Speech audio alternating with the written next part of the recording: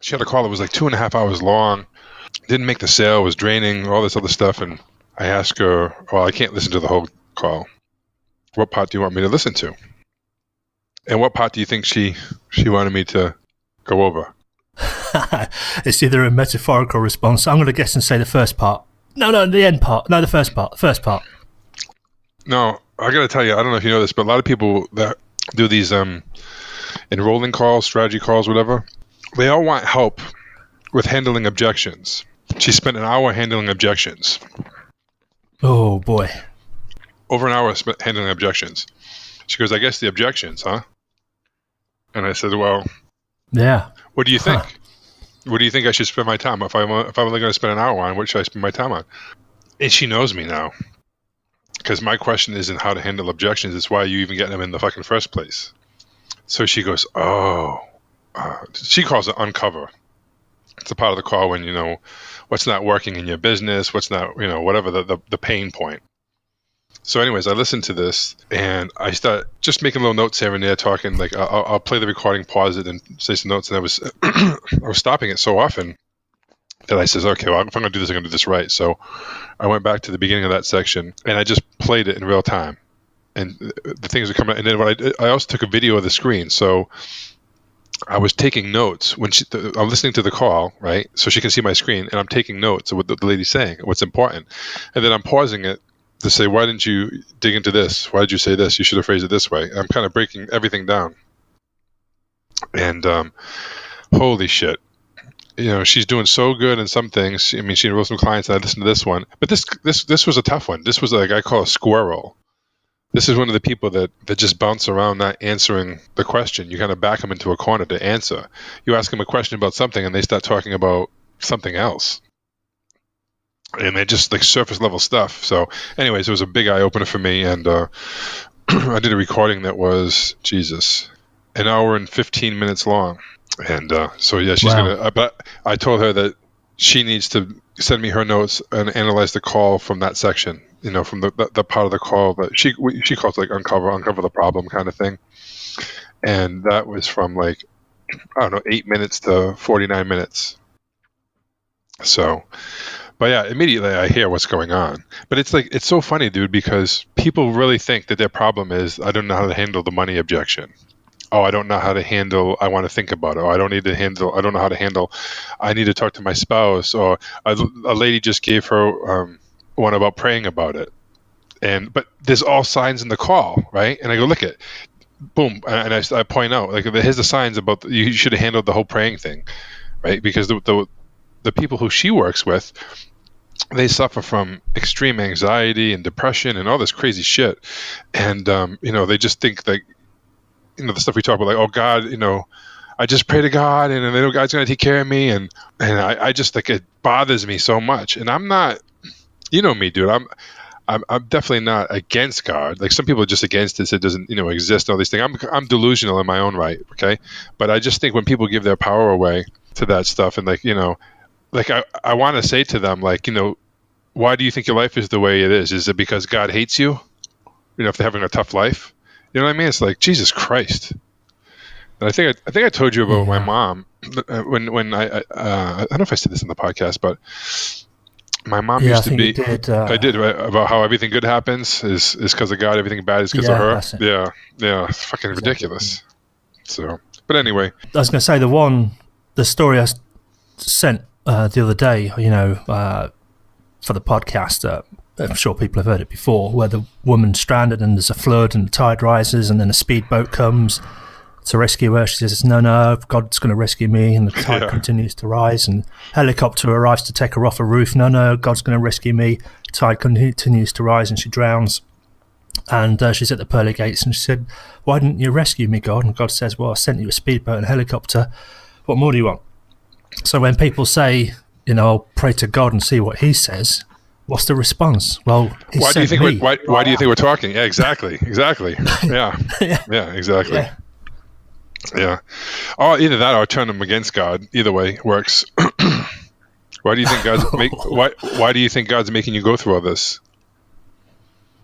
Yeah. Why do you think? Do you think how long have you been praying to God for, and you still have anxiety? So it hasn't worked, huh? Yeah. Why do you think God's making you suffer? What do you think God wants you to do? And then I'll tell her the story about the boat, Yeah. right? You know, and frame it that way. But I don't know, man. It's tough. I mean, these people are hurting, man. It's sad. Yeah, it is. I think it comes back to being able to express needs honestly. You know, in business, neediness is seen as an unpleasant thing. It's like, oh, crikey, this guy's needy. He needs the business, and that means he's going to take all sorts of risks. Yeah, it's not. Whereas when you don't need it and you can turn it down, people say, oh, he obviously didn't need it, I'll give it to him. So it kind of makes a dishonest position out of all of us because we can't state what our needs are explicitly to help people get our needs met. And then we get into this absurd situation, especially in personal relationships, where we expect our partner not only to know what we need, but to do it before we even know that we need it. And then everything's just a disappointment or blame or, you know, you should have known. Why didn't you know? And it's like, well, because you never said explicitly. That's why. Well, I think it ties into the book. It's the fixed mindset, right? If you really love me, you would know. I wouldn't have to tell you. Right. If you were smart, you wouldn't have to try, kind of thing, right? Yeah. The demons of the path to doom. Yeah. I've got a question for you, though. I want to come back to the sales call because that sounds interesting. It's an intelligence test. Oh, geez, I'm sure I'll fail. Go ahead. No, you're going to get it. You'll get it. And if you don't, I'll edit it in post so that you get it. You know these captures that you see on the websites? Oh, I fucking hate those things. Click the images that have traffic lights or plates or bikes or whatever. Yeah. Right. The reason that these come up, and it seems to me, and I haven't really looked into it, the speculation, but I suspect it's true, is that they're using human beings to classify photographs. This one has a car in it. This one has a registration plate in it, and that kind of marketplace survey. Imagine millions of people every day doing this. It sends a message back to a server somewhere saying, this frame, 99% of people clicked on this one as having a car in it. Only 1% people clicked to say, this is a mistaken tile because only 1% of the population thinks that there's a car in it. And it's building up a statistical database for the AI machines to then look at other photographs and use the same kind of neural network that's formed by millions of people telling a computer, this is a car, this is a registration plate, this is a building, this is a person. Mm-hmm. Yeah. So I think it's training AI, right? So the question is, problem with, say, security and identification is when people grow older and they've got a 10-year-old passport photo or a 10-year-old driver's license, and they might have changed a little bit. The AI isn't so good at doing that because your nose continues to grow, you get thinner in the face, or your skull slightly changes shape, or you get more fat, less fat, different makeup. So AI is not so good at producing an algorithm that accounts for aging. So using the same premise that if we ask millions of people out there to identify photographs that have got cars and registration plates or buildings in, what would be a good way of getting people to upload a photograph of them from 10 years ago and a photograph from today? The Facebook thing, the Facebook little thing, where were you 10 years from? Have you aged or something contest? And everyone's posting their pictures of that. The 10-year challenge. Yeah, whatever that was. Challenge, exactly. And then, but then also the whole capture thing, I think started to transcribe books or something, right? Isn't that how it started or some shit? To put the letters, they would have two words in there, and then it would teach it so the computer could learn to scan these books way back in the day. Right. Yeah. Teach you how to spot text.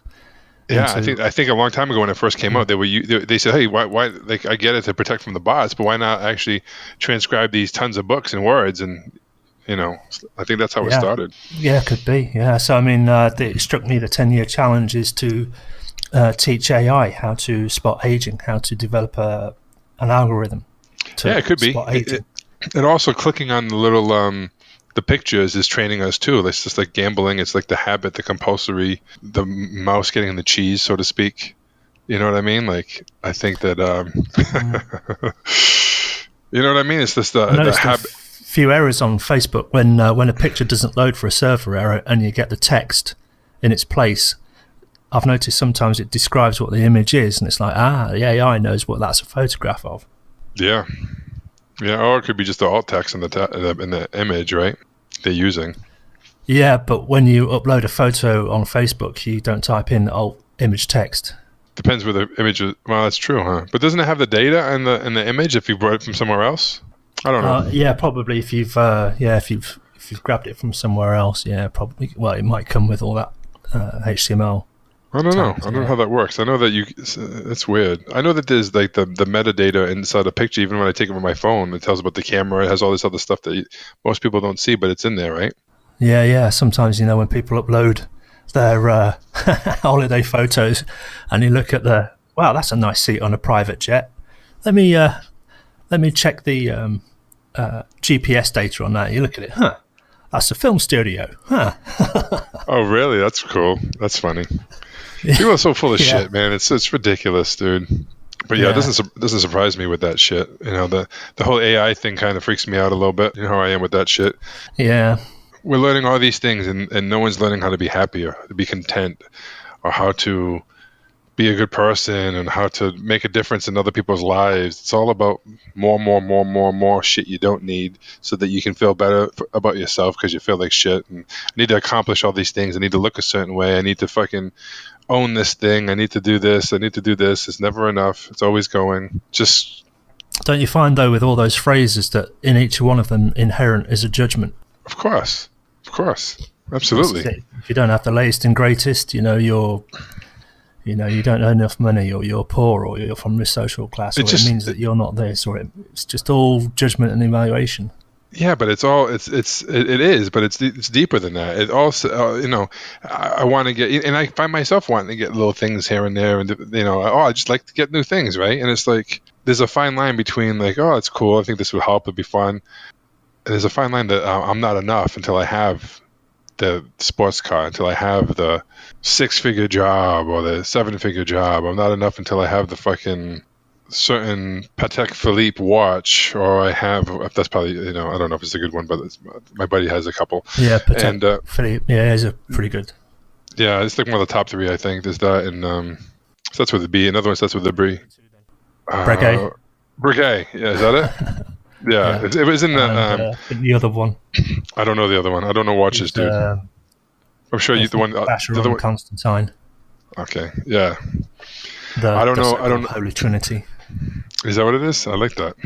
The same thing. Do you know? Do you know the 3 kings in blues? Oh, gold. I'm gonna seem really bad now. All right, and blues music, right? They call it they don't call it the Trinity, but they call it the 3 kings. Who are the 3 kings of blues? Muddy Waters. Nope. I'll tell you because you don't know. You don't know. There's BB King, there's Freddie King, and there's Albert King. Literally kings. Yes.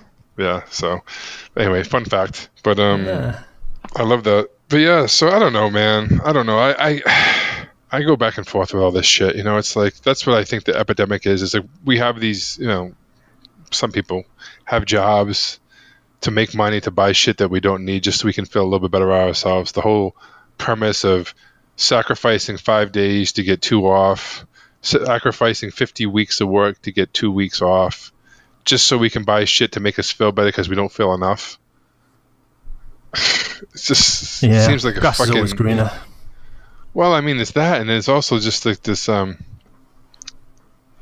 consumer. I mean, we're just fucking consumers. That's all we do. Yeah, you hit everywhere now. Every fucking 2 seconds, every site you're on, there's ads. TV, if you watch TV, it's pharmaceutical ads. I don't really watch TV, but every fucking other commercial seems to be like, from what I hear, is you feel good sometimes. Yes, you feel bad sometimes. Yeah, take this pill. You need to take medicine, drugged. It's just like ridiculous. The old dichotomy, the false dichotomy fallacy. Is that what it is? I mean, it's. And then well, are you human? Are you non-human? Either way, here's a pill. Yeah. It's like, and then the side effects are worse than than what's going on. Like, you know what? I think I just take my elbow hurting a little bit, dude. Like, I'm good. Bleeding from the eyes and the ass doesn't sound too appealing to me. Thoughts of suicide doesn't sound very good. I think I'll deal with my elbow discomfort a little bit. You know, Jesus Christ. So anyway, let's dig into the book a little bit today, dude. I'll talk to you all day long. Yeah. Okay, I got a phrase up here. It's towards the end of the book. It's about the gymnast. I think where we left off last time. The girl Elizabeth. Yeah. So just to paint the context, Elizabeth, she's lanky, flexible, energetic, and she was just right for gymnastics, and she loved it, of course. She was a little nervous about competing, and she was good at gymnastics and felt confident in what she was doing, and she hoped to do well. And she even had a thought about the perfect place in her room to hang the ribbon that she was going to win. So in the first event, the floor exercises, Elizabeth went first, although she did a nice job. The scoring changed after the first few girls, and she lost. Elizabeth also did well in the other events, but not well enough to win. So by the end of the evening, she had received no ribbons and was devastated. What would you do if you were Elizabeth's parents? And we've got 5 options. Mm-hmm. Okay, so for the audience, tell Elizabeth you thought she was the best. Number 2, tell her she was robbed of a ribbon that was rightfully hers. Number 3, reassure her that gymnastics is not that important. 4, tell her she has the ability and will surely win next time. And 5, tell her she didn't deserve to win. Well, I know we both know which one it is. But you know, it's so crazy how this chapter really hit a nerve for me. Obviously, being a parent, right, and seeing kids, and you know, no one wants to fuck their kids up. I don't care how fucked up the people are. No one wants to fuck their kids up. They want to do what they think is best, right? I'm proud of you. You know, blah blah blah blah blah. This and that, and you know, some people, like I've seen people say, "Oh, you got robbed. You won that." Like that's like the worst thing you can do. The referee was crazy. All this shit. It's just crazy. It's nuts. But yeah, like, you know, there's nothing wrong with, like, I think they said that he sympathized deeply with her disappointment, but did not give her a phony boost that would only lead to further disappointment. Right? You need to work harder. Yeah, I mean, exactly. it's like it's a slippery slope, man. It really is, because you know, it's different when you have kids. It's a whole different ballpark. You don't realize you want to protect them. You want to do everything right, and you don't realize how you can fuck them up by doing that shit. It's so easy to fall into. I do it to you. I don't even mean to do it. I'll tell you, dude, you're a smart motherfucker. Like, that's terrible. It's not a good, nice thing to say to someone. Yeah. And I catch myself after saying, Jesus Christ. Yeah, but it's like, you know. I mean, that's the thing as well. It doesn't help. You know, it's like Marshall Rosenberg says, the way to give feedback is not to say, you're brilliant. It doesn't help. You know, what is it that I did? And how has your world changed as a consequences of my actions? So it states something that's happened, something that's changed. And that's more valuable feedback than just saying, oh, you're really good. I know. But, I mean, like, I know that, and I still do it. Do you know what I mean? Sometimes I'm like, fuck, is it just because I'm lazy? Or, it's a whole habit. Yeah. Well, for me, reading the book and tying it in with nonviolent communication, the confusion in my mind is the difference between feelings and needs. A lot of people confuse the two, or they get a diagnosis confused with a feeling. So like a diagnosis is depression, but the feeling is sadness. So when someone looks a bit down, we say, what are you depressed about? Well, that's the diagnosis and judgment, and you're not a psychiatrist, so you should be making those kind of diagnoses. The question is, are you feeling sad because? And then try and find out what's alive in them, what's going on. Diagnosis doesn't matter. I know, but that's also like mind reading too, right? Yeah, it's mind reading. Same thing. It's like saying, oh, you're down. Oh, I know what you feel. Because I was a gymnast once. And then it brings the focus onto you from 20 years ago, rather than, okay, the child, you're upset. You know, so, you know, tell me about it. Well, that's that old bullshit thing that they still use in sales, the feel, felt, found, which I just think is fucking repulsive. You know, I understand how you feel. Many people have felt the same way, and what they found out was, it's just fucking condescending. I don't know. But I tell you one thing I really did like. Sorry, go ahead. Yeah, no, I was just going to say, even if we've had the exact same context, the same situation, exactly the same, our perception and emotional responses mean that we experience it uniquely. So no one really knows, you know. So to say it is to say, oh, you know, I've been there, I've done it, and it's all about me, not, you know, what's alive in you. So it takes away from. Yeah, no, absolutely. One of the things that I really liked in this chapter, but a little before the part with the gymnast, was one of the kids talk about how sensitive kids are, right, to messages, and this kid named Bruce Sutton spotted a broken fire engine. He picked it up and asked in a self-righteous tone, "Who broke this fire engine?" Again, his mother rushed in. "What difference does it make to you who broke it? You don't know anyone here." But the teacher understood. She said, "Toys are for playing," she told him. "Sometimes they get broken. It happens." Again, his question was answered. What happens to boys who break toys kind of thing is the real question, right? Bruce waved to his mother and blah, blah, blah, blah. And then, it's like, I don't know, like I like shit like that, like stories like that when they talk about the real question they're asking. That was deep. Yeah. Yeah. Yeah, I struggle with that. What's the real question that's being asked? Because people mask it. Sometimes I can't read it because sometimes I take people at face value and I answer the question that's literally been asked, which might be honest, but doesn't really serve. Who does that? Someone, like, there was someone being interviewed and he said, "Let me answer the real question what you're asking," and it was really strong. I think it was one of those charisma on command things when someone was talking. It might have been Hitch. I don't know if it was Hitchens. Sometimes he does that. "Let me answer what you're really asking," or something like that. Maybe it was a fucking... Yeah, sounds like something Hitch would say. Yeah, but it's just like, it's just about praising the effort and not the outcome, I guess, right? There's so many things. Like I want to really work on this shit too, because as a parent, it's easy to get into things, like, and be in that fixed mindset. And not even intentionally. Like, I'll always try to make it about the effort, work hard. If something doesn't go good with him, and like, how many times have you tried it before? It's the first time. It's okay. Well, is it easier the more you do it, or harder the more you do it? He says, "Well, the hardest time is when you first do it." I said, "Exactly. So if you want to get better at it, what do you need to do? Do it more." Yeah. So it's so simple, but it's simple, but it sounds like the perfect sales training call as well. Yeah. How so? Yeah. Just like talking about coaching client. Of course, it's going to be difficult the first time you do it in a different way. So what are you going to do? Do it more. Okay, great. Oh, yeah. I mean, it's so simple, right? But it's going to lead on to upfront contracts. So I'm glad you mentioned it, because I was going to ask, from the Sandler system, I like the UFC, the upfront contract. So do you think it applies with children as well? Okay, we're going to have this new experience. You want to win the ribbon, or you want to build the Lego. Okay, kind of future pace a bit. What would it be like when it's finished? What happens if it takes longer than you think? Or what will you do if it starts to get difficult? And then, now that you answered those challenges, and then end on a positive note. Okay, so if you think it's going to get difficult and you leave it for a bit and you come back, this is their words, not what we're projecting, but it's what they say, suppose. And then you take a couple of weeks to build it, then what happens? So you end on a self-actualized agreement about their behavior, so they can see what happens or make plan for failure, but they can also plan for the outcome that they're desiring as well, so that the frustration and anger and upset doesn't come as a surprise. Yeah, that's a really good point, because I think kids need that. I think I need to do that more. My wife will do things, like little things that make a difference, like let's just say he's playing or watching TV and we have to, do something to leave or brush his teeth or get ready.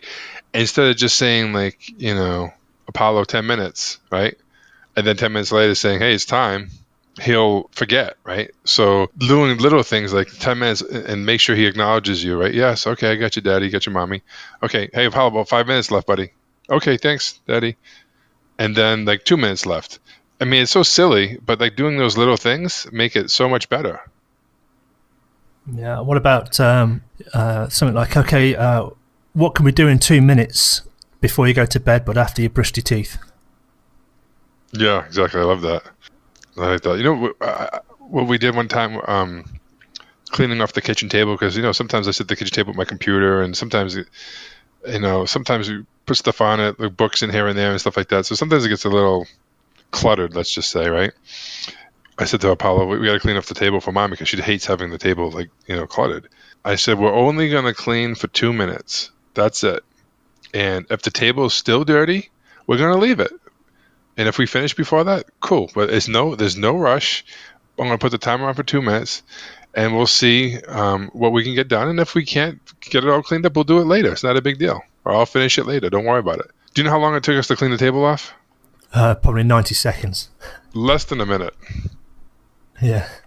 And he's like, oh my God. Like that was, I said, Apollo, we have a whole minute left. What do you want to do? And he says, well, let me pick up over here. I got some toys on the floor I can pick up. I said, okay, cool. And it was like a minute. You know what I mean? He would have spent 10 minutes, like, let's clean up the table. He could have spent 10 minutes fighting me on it when it could have taken 1 minute to do it. You know what I mean? It's like crazy. That's kids, you know? Yeah, it's adults as well. I use that technique a lot. You know, when I find that when I write down in an hour, okay, for the next hour, this is the task.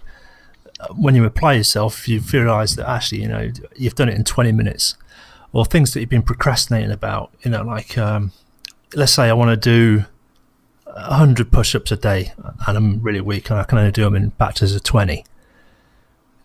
Fuck, you know, you make the mental picture of it, right? And you make it big and you make it dark and you make your body look big and heavy and you're already sighing at the effort before you've even started.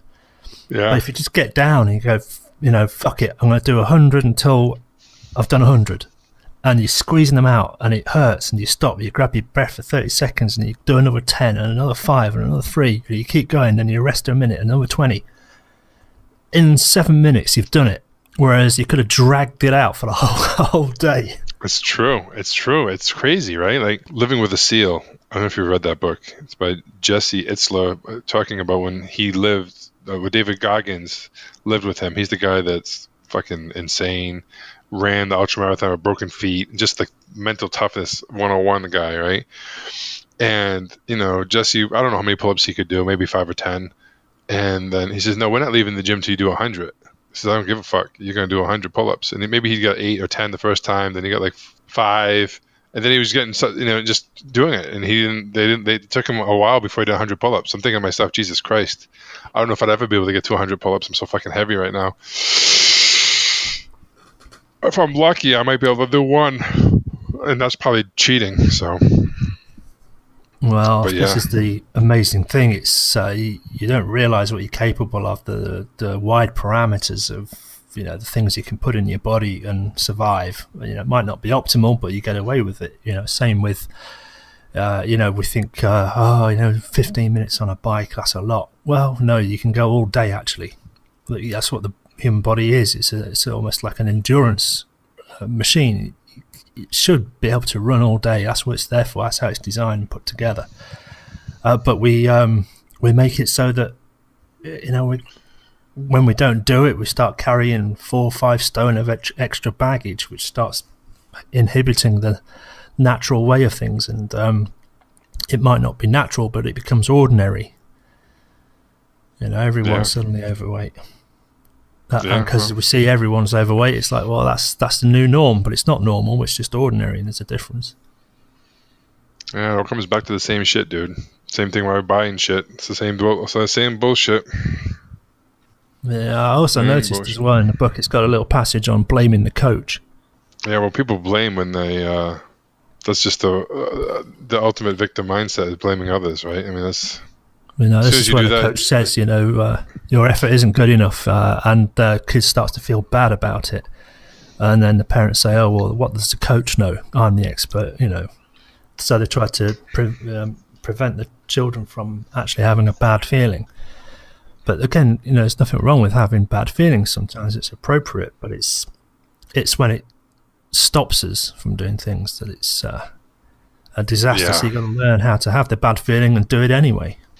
Yeah, you know, it's interesting you say that, because last night Apollo didn't want to go upstairs by himself because it was dark out and stuff like that. And, you know, we always talk about facing your fears and stuff like that. And I learned something really interesting last night from a friend, that with kids, like going upstairs in the dark, and it's not so much about fear like we think of it, right? It's more about their imagination. So kids that are really creative and they have really great imaginations, that's just a part of it. That they might think the boogeyman, they might think something's under their bed, they might think things that aren't logical, because they can visualize and make such great pictures of certain things. And I was like, oh my God, right? And here I am trying to muscle through things with him, and I should have listened to him. He wanted me to go up the stairs with him halfway and this and that, and I'm thinking, fuck, it's just fear. Just get past your fear. Like, you know what I mean? Like, don't be a pussy, right? This is how I think, right? And I didn't realize that it has a lot to do with imagination with kids, especially at Apollo's age, you know? I handled it completely wrong, you know? Yeah, that's another thing as well. We use those kind of labels like, you know, be a man and masculinity to try and limit behaviour rather than engaging with what's going on in someone's head. And it's a little bit, there's that book I'm reading about brainwashing, and brainwashing uses a similar kind of technique where you try and install, well, it's really the hallmark of a totalitarian dictatorship, that the rules change every day according to the whims of the dictator, and you just don't know what they are, so it makes you totally subservient for fear of being for making a mistake on rules that you don't know. So when we tell little children, you know, these kind of phrases, they don't know what we mean, but they try to please anyway, and it sets up a confusion that's described in the book. And I saw a video on YouTube, fucking awesome, for kids and the monster under the bed. So this video, it's got like a reptile or a monster hand, you know, so it's got long fingers and it looks reptilian, it's got long nails, and it comes from underneath the bed and then it makes a fist. And then the child is on top of the bed, he leans down and gives this alien fist a fist bump. And then the alien does the rock, paper, scissors with him. Wow. That's so funny. It's like, yeah, you're my bed buddy, and you stay under the bed, and you keep other monsters at bay. So, you know. Yeah, but that's not what we do. We say, look, there's nothing under the bed, right? And we make them feel fucking like there's something wrong with them, right? Like, it's fucking stupid. Like, right. like even me last night, dude. Into the delusion a bit. I asked him. I said, okay, but like, what are you afraid of? What do you think's upstairs? Do you think something's there, or is it something else? Well, I just don't want a zombie to get me, right? Like, so I go, Apollo, are zombies real? No. I go, then how are they going to get you? Like, this just, like, you know what I mean? Like, I'm negating the way he's thinking and feeling. Like, it's stupid, right? And he's just saying that's probably to make me feel better. You know what I mean? Like, to what I want to hear, right? So, right. But that's like, talked about in the book as well. Yeah, why not? Like, don't try to dismiss their thoughts, feelings, what they're thinking. That there's something wrong with them, right? Like, and I wasn't trying to do that, right? You know what I mean? Like, but they're in the emotional state. They're not in a logical state. I'm trying to use logic with them, where I should, you know, make friends with the alien under the bed, right? And that's just genius. Yeah. That's so great. Like, you got to tell me that book after. I got to read that. Yeah. The book. The one on brainwashing is fucking hard read. It's very dry as well. But the is that the book you got it in? The brainwashing. Where did you get? You get that from the brainwashing book? Oh, the alien thing. No, that was a YouTube video. I'll send it over. Oh, YouTube video. Okay. The other thing, like with a zombie, is okay. So all these zombies are going to turn up in your bedroom, are they? Could be. Okay, so they must like you then. Yeah. Okay, so you're popular with the underworld. What is it that your characteristics that make zombies like you? That's funny. Yeah, is that what they say? That might be actually a decent thing to do. Try it out. Yeah. So, you know, what is it they like about you? Is it because you're charming? Is it because you're so funny? And, you know, he knows it's his imagination. He even said it. He even says it. Sometimes my imagination, you know, and I'm so stupid I miss it, right? I just miss the signs, dude. Like, fuck. I'm not a complete idiot, but sometimes it's just like, he's like, Daddy, sometimes, you know, my imagination gets the best of me, right? And I was talking to him the other day. This is like maybe about 4 or 5 days ago. And this is unbelievable what this kid comes up with.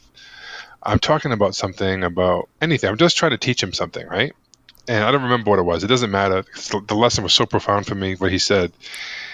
I'm talking to him about something, and he looks at me, and he says, he smiles. He says, yeah, Daddy, but I'm not you. And dude, it got me emotional. Like, I said, I know. And I said, I know, sweetheart. I give him a big hug. And even now thinking about it, like, fuck. I'm just trying to help him and teach him. And it's just like, wow. Like, it makes me question everything, right? Like, yeah. It's the golden rule of the book, though, isn't it? It says, don't judge, teach. It's all about learning. Both sides, I guess. Yeah. I mean, that's what I thought I was trying to do, right? I thought I was teaching. Yeah. He ended up teaching me the lesson. Yeah, that's strange how that works sometimes. But it's sometimes I think it's patterns we learned as kids as well. Like I still remember some of the traumatic judgments I experienced when I was 4 or 5 years old by a Really? teacher who was in their 60s and probably got 50 years of experience on me, and used that as a point of humiliation. And I just look back at that. I thought, what kind of sad life is it Wow. that a 60-year-old has to humiliate a 4-year-old to get some kind of kick? And Yeah, I don't think they do it builds on resentment. purpose. Yeah, I think. Well, yeah, but when you're 4 years old, it hurts. So Oh that's fuck, any lasted age, me a yeah. lifetime, and that's probably why I have a huge, huge polarity response to any kind of authority. Well, that probably explains a lot with me too, right? Something Yeah, probably. I mean, I remember when I was younger, saying I wasn't good at art and stuff, and it was interesting how my friend helped me blow that out after high school. But anyway, yeah, I don't know, man. I don't think people want to fuck up a kid. I don't think people go through life thinking that. I think people get caught up in their own head, and I think that their bad decisions and their misery and their life not living to the fullest, or their settling or whatever, or their own issues get taken, put them in a bad state and make them make bad choices. That I think if you talk to that 60-year-old teacher that said those things to you, he would have had no idea, and or she would have had no idea, and would have probably felt terrible about that. Like, I really think that. I really don't think people do those type of things on purpose. I think that yeah. we're all running our own programs, and we don't realize what's going on. Like, like, look at, like, how I am with my kid. Man, most people love their kids and they want the best for them, right? But even smart people do stupid shit. You know what I mean? Like Yeah. I didn't Well, help this my is it. son last night.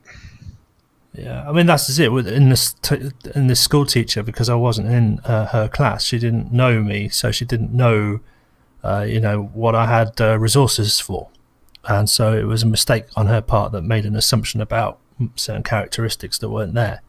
But rather So than it kind wasn't of even admitting true her then. mistake, There was no, no no, truth. no. But that no, there was no truth to it. But the humiliation that followed was really to cover up her mistake rather than to Uh, admit that, I'm sorry, and to admit that in front of her class. She put the blame on me instead. Fuck. Yeah, yeah, Are you ready to let that yeah. go now, or no? You still want to hang on to that? Oh, I've let it go, but only on the grounds that she's probably dead and under the ground by now. Does that matter though? It's not about her. It's about you. Who cares Yeah, if she yeah, was yeah. fucking murdered brutally? You know what I mean? And she got what she deserved. That doesn't change anything, right? It doesn't. No, it didn't change anything, no. But it did make you happier for a second, didn't it? Well, it's just an amusing side note, I Funny. I'm just suppose, kidding. using the same kind Just of kidding. deflection device, in it, humour. Yeah, it works. Yeah, Humor's I don't know great. whether I it's don't still know. there or not. I don't know, man. But When we're so I young would like that, dude. Something came up for me the other day that was fucking talking about being young, and it was fucking ridiculous. But like growing up you know, with my mom, like I still remember, like, it's hard for me to not eat everything on my plate, and I have to catch myself sometimes. And most of the time, I eat everything on my plate. I eat everything. Like, I very seldom leave anything. It's because, like, I feel guilty. That's being raised Catholic. That fucks you up. That's probably why I hate religion so much. But yeah, and that still follows me, right? And I'm thinking, Jesus Christ, like, you serious? The other night, like, what was it? Not last night, maybe the night before. I left, a good stuff in my plate, and I was like, oh, that's cool. I don't usually leave stuff, and I started thinking about it again. I normally don't. I normally eat everything on my plate. Is that fucking bizarre?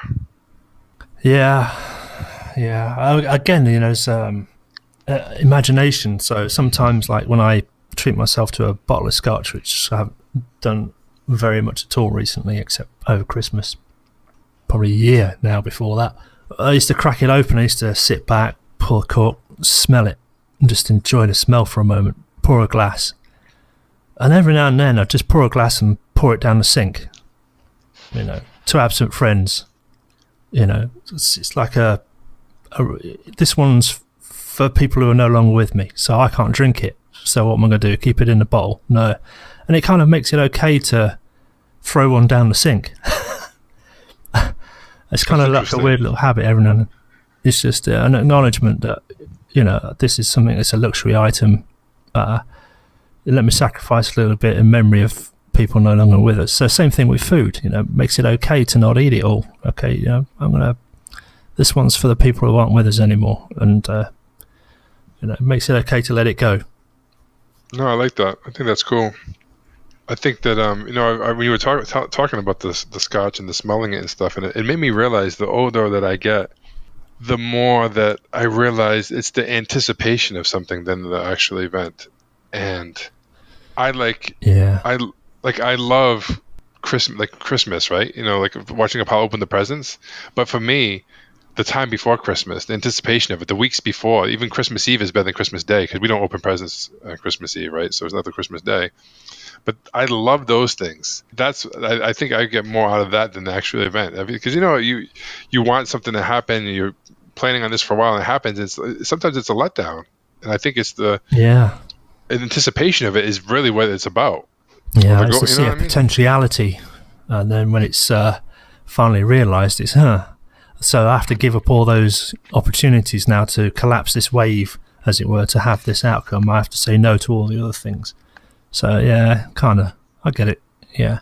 I don't know. Like even let's say that we were kids, right? And we all had like 3 cookies, little cookies to eat, and we sit down, and some kids would just wolf them down right away, and then if you eat them slow and you're enjoying it, and then everyone's done and you still have 2 cookies left, and you know what I mean? It's like I don't know. It's like that's why when Apollo's eating, I make him not play with anything. I want him to focus on just enjoying the food and being mindful and being present, not doing this mindless eating, right? Like so many people do. They'll grab snacks and eat. They don't even realize they're eating anything. It's like one of the things you said to me a few months back really sticks with me now whenever I eat anything is, who are you, or who do you want to become when you're eating something or doing something? So who are you? Yeah, I think that helps. You got to do something that works. Something else in the book as well about growth and coaches. The book makes the point that some coaches have the attitude that, this person, this client, this child wasn't born with it, so I won't waste my time. And she makes the point, too many kind of coaches and teachers hide their own lack of ability behind that statement. So I won't waste my time. And I've seen this as well on YouTube, coaches advertising their services. I only work with the best.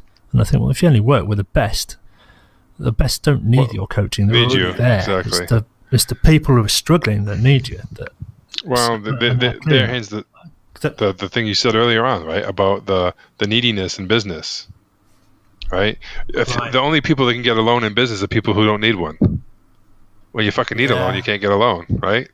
Sure, that's it. Well, that's another important tip for business owners out there. Get that finance, get that credit line in place beforehand. Yeah, before you need it, because you're fucked once you need it, right? So one other story that I really liked, and was a story of some kid named Philip who was 14, who was working on a project with his father and accidentally spilled nails all over the floor, right? And he guiltily looked at his dad and said, "Gee, I'm so clumsy." And his dad said, "That's not what we say when nails spill." See, he even said, "That's not what we say when nails spill." He didn't say, "That's not what we say when we spill nails." He said, "That's not what we say when nails spill." Then the kid says, What do you say?" And Dad says, "You say the nails spilled. I'll pick them up."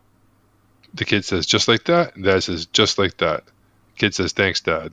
Like how fucking great is that? Versus, "Jesus Christ, be careful, you're clumsy. What are you doing? Pay attention." Like that's a normal thing that parents say. And I probably would say those things myself. Fuck. That's it. And this is it. We kind of pick it up from our parents. It gets installed when we're young, and then when we grow up, it's our automatic response to our kids. I don't have kids myself, but I've been around other people's kids, and kind of like been in a supervisory role when the parents are not around for 2 minutes, and they're about to do something stupid, and I can almost hear my father's words to me. And it's surprising how quick that comes. Easy, like I hear my dad come out, like last night when Apollo was really upset, he was crying, and I'm thinking, I hear my dad saying, "I'll give you something to cry about." Like I really hear that. Like, fuck. Yeah, that seems to be a universal one. We have that over here as well. Yeah, I'll give you something to cry about. Yeah, it's it's just bad. It's making me like re-examine everything, right? Like I hear my dad's voice and all the stupid shit, and anyway, as a parent, you want to do things right, and I'm thinking like last night I'm trying to help him push through the fear, which is the worst thing. And I went to the gym, I felt better, I came home, and luckily I got to see him before I went to sleep, and told him I was sorry. Fuck, sorry about that, buddy. I should have listened to you and went halfway up the stairs with you. I didn't realize. I thought that we could push through it, and that was the wrong method. The Jesus Christ, be a man. That's terrible advice, right? And I have a friend who was telling me that really knows the kids, and she's like, the kids need three things: they need love, they need security, and they need stability. And if those things are out, if they don't feel safe and secure, they don't feel like stable, if they don't feel love, or the love is conditional, right? If you get good grades, then I love you, right? Or and you know what I mean? Like stupid shit like that. Maybe it's not said like that. Or if you get something in the book was about getting into Harvard, right? It was more important than anything. One, yeah.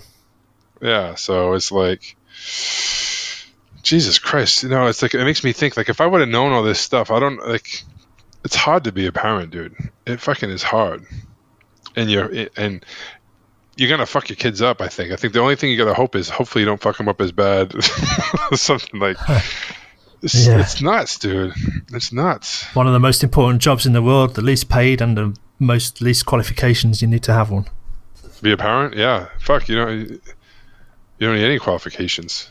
It's except being alive and fucking being able to have sex and being able to have some kind of reproductive things working inside of you, but that's hilarious. Let's see if I can find it. What else?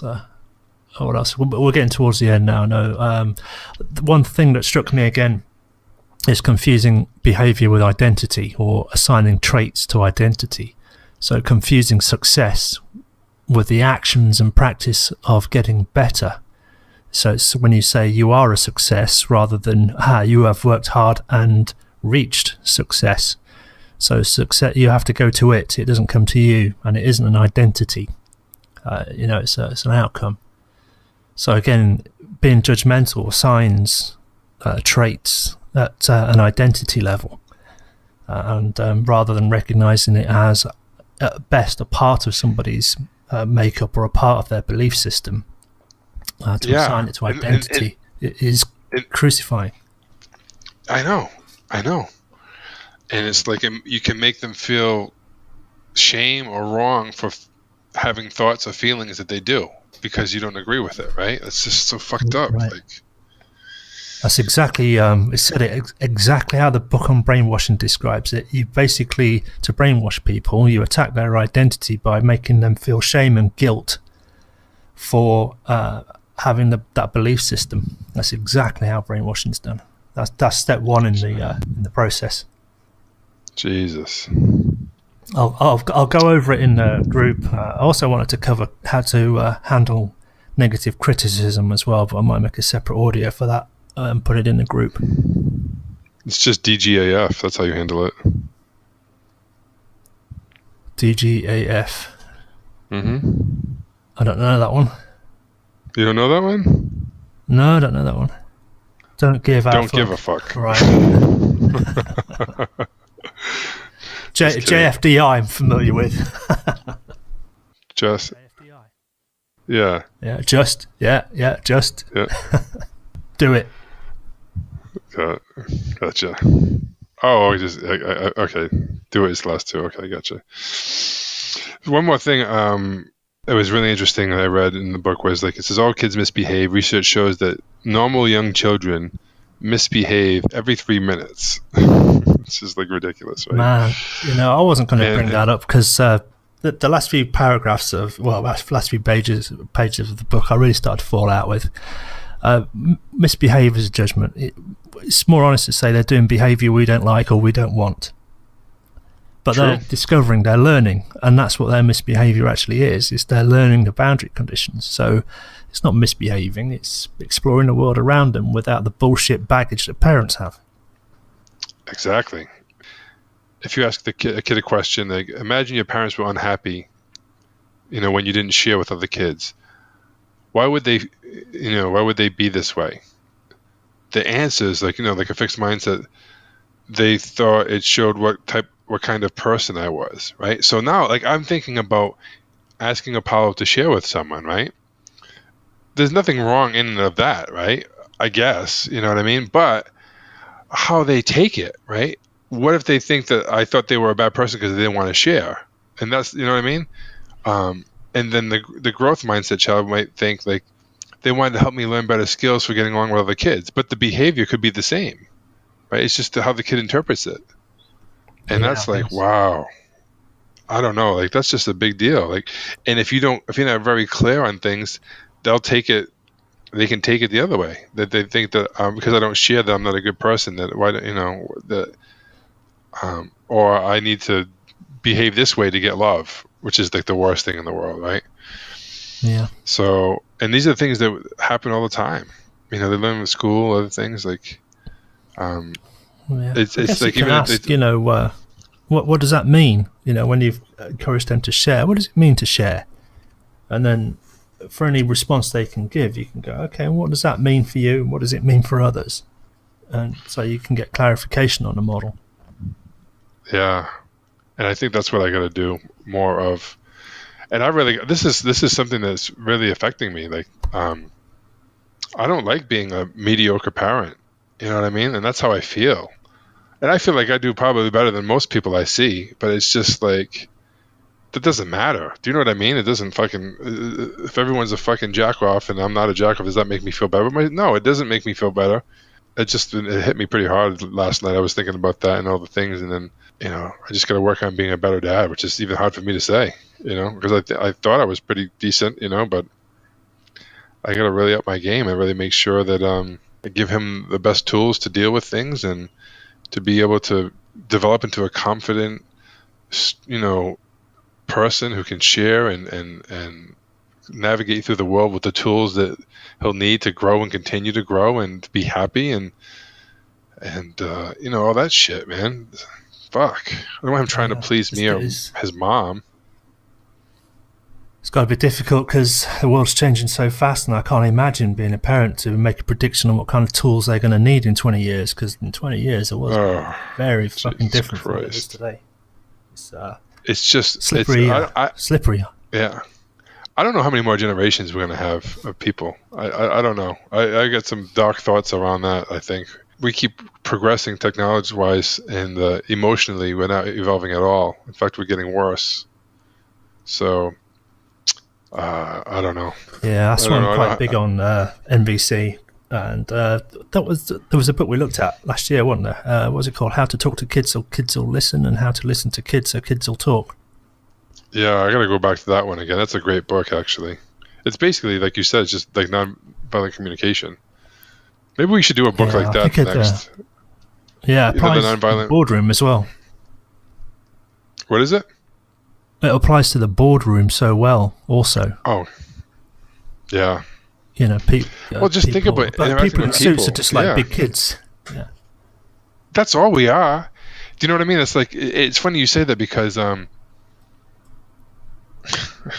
of my clients, the one that deals with the anxiety and depression people, right? These people are kind of stuck at an early age, like developmental-wise, emotionally, right? They're kind of stuck in certain places, right? And usually it can be at a young age, 6, 7, 8 years old, something like that. They usually think that something happened when they were 12 or 13, but then usually it comes back to something else. But anyway, it's one of the things I said to her when she was talking about certain people that have the walls up and they're believing their own bullshit, and she's trying to get them to realize what's going on. And I said to her, I used an analogy as like, I go, you remember you're talking like you're talking to the 7-year-old version of themselves. That's how they're filtering the world right now. It's like if your kid told you he wanted to have a bowl of sugar for breakfast and lunch, what would you do? Would you let his story affect you? Would you say, you're not eating that? You kidding me? And that's how these people are talking to you when they're giving you the bullshit. It's just like a kid, just a little kid. Don't let that change your frame.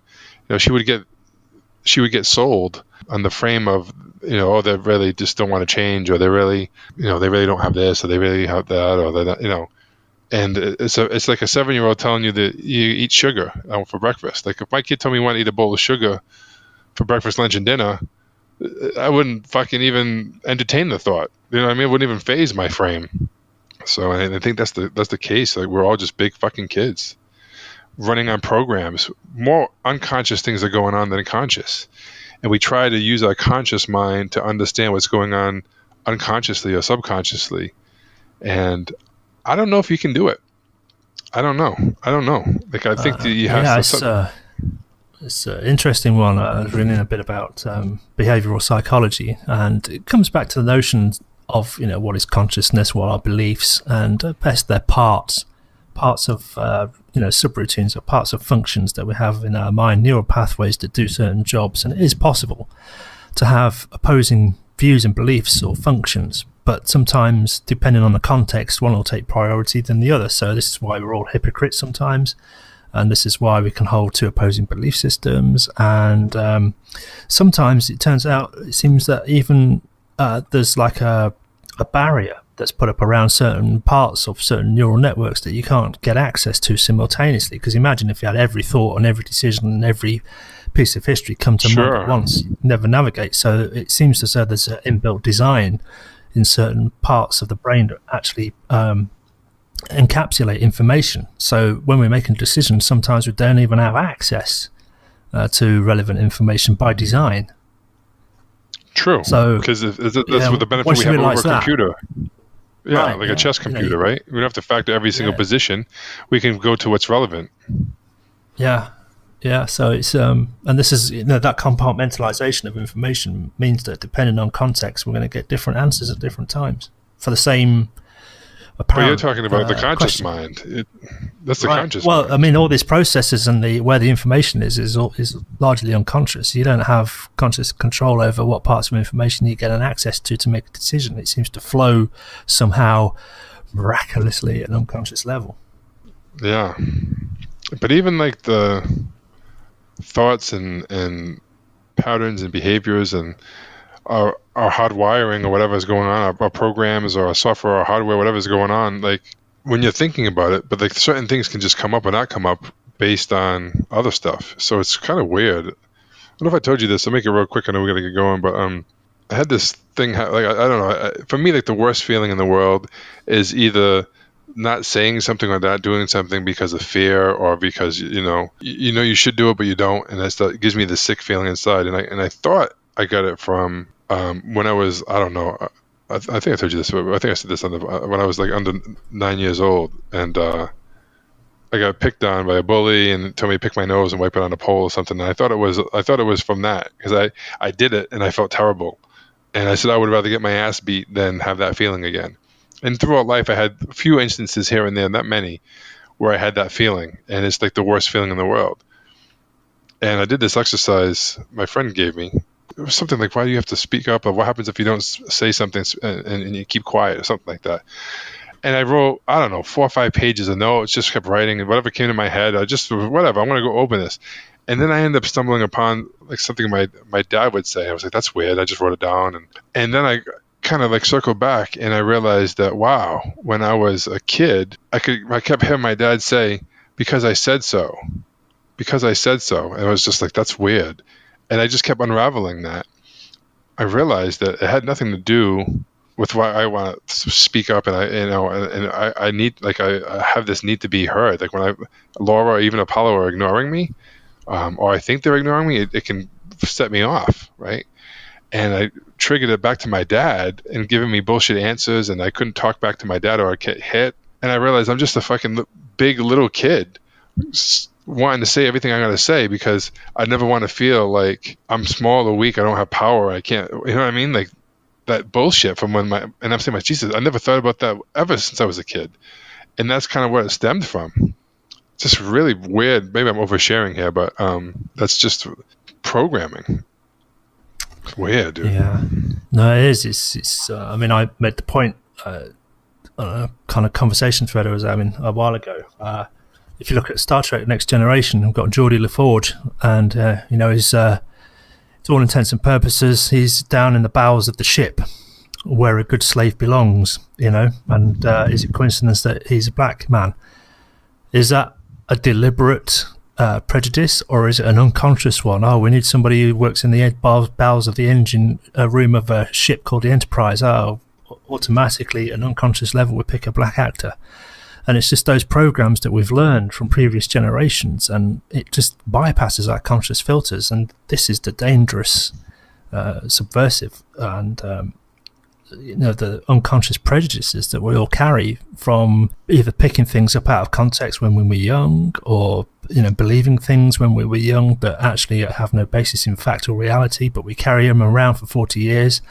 And like you were saying, it's like a 7-year-old belief system, but defended by sophisticated 40-year-old rhetoric. Yeah, and it's easy. Like, I being good at sales, I can defend almost anything, right? I can justify just about anything. Whether it's buying something, not buying something, doing something, not doing something. I can use logic all day long and make myself feel good. And I just realized it's just crazy. That's one of the ironies as well. They say that the more sophisticated and intelligent people can actually have the more flawed belief system, because they're better able to defend it against people who would otherwise try to argue against it. Yeah, it's interesting.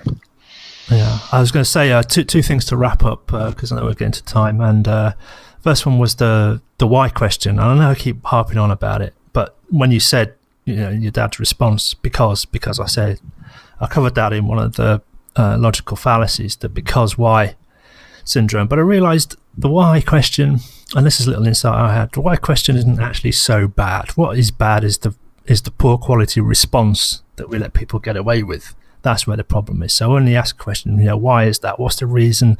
What are the values you're holding on to? And when they say because, that's just a shitty answer. So we shouldn't really... I've come to realise that the problem isn't with the question. The problem is letting people get away with providing shitty answers. Yeah, I agree with that, because I said so. Yeah, we let people get away with that one because when we were 4 years old and we were told because, otherwise slap. So we only asked the why question once, and whatever answer we get, we let it slide because we know because. Yeah, but I had, even as a kid, I remember saying, that's bullshit. Here's what I thought, either you don't know the answer or you don't want to tell me or something. Right? I remember thinking these things. Like, it's so crazy because I remember first hearing that, and that's probably why I have such a hard time with bullshit, is that's not a real answer. Either you don't know what the fuck it is and say it, or I'm not worthy to hear it, or you don't know what you don't want to tell me for some reason. Why don't you want to tell me? Well, and then who knows how we make connections as kids. You know what I mean? That's it. If you can't show it, you don't know it. Yeah, it's true. Yeah. And I thought a way to end this one and dust off this fixed mindset was just to go through 4 steps, and it's only going to take a minute, of moving from a fixed mindset to a growth mindset. And you actually touched on one of them already. So step 1 is to embrace that there is at least part of the mind or your brain that has a fixed mindset, either from legacy reasons or you're still in full fixed mindset mode. Step 2 is to own it and be aware of it. So like put language filters on. Listen to your own judgment. So anytime you use language like because, therefore, or they are, or any kind of judgmental language or diagnosis language, it's probably you're making a benchmark call against some fixed trait or an evaluation. Wow.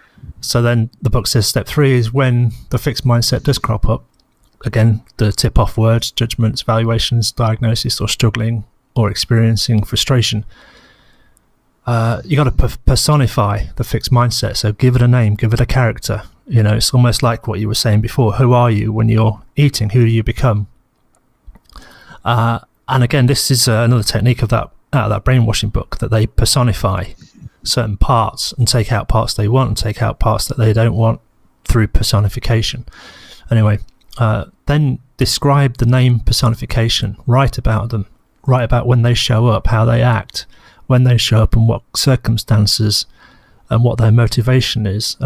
Are they moving towards or away from things? And this is what you said about doing the writing exercise, and that's what came to mind.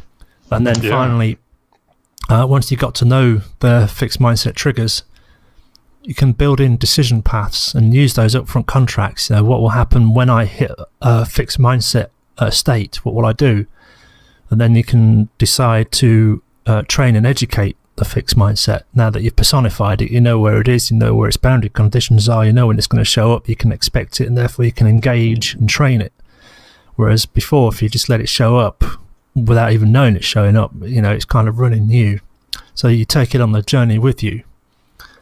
And as a summary, it says, these fixed mindset probably originated to protect you at an early age because you weren't sophisticated enough. And we've carried them around with us for 20, 30, 40 years. Again, so there's that kind of, I don't want to say childish, but, naive and unsophisticated child wandering around in our adult body. So we've got to understand it. And once we understand it, we can forgive it, and then we can get past the bullshit. And then once now we're aware of it, we're offered choices. So we can say, the fixed mindset's shown up. Stop, pause, think. What can I teach it? And then make a decision. So especially apply this to challenges, obstacles, effort, criticism, and the success of others. And that's pretty much the book. Yeah, love it, dude. Awesome. Great way to end it. Perfect. Phew. Yeah, it's a good book, though. Nice. As I fell out with the last few pages because it seemed to me a lot of judgments, but the core message, I think, is really good. Yeah, absolutely. So what's next? I like the Lou Gerstner book because that's more of the same, so maybe we can go on to let's do NVC something better. Yeah. All right, so let's break out a few chapters of nonviolent communication. Perhaps not do a whole book at once, but all right, frazzled. Yeah, I'm tired, dude. I'm after about an hour, I'm kind of like, bruh. All right, let's knock it on the head. Cool, brother.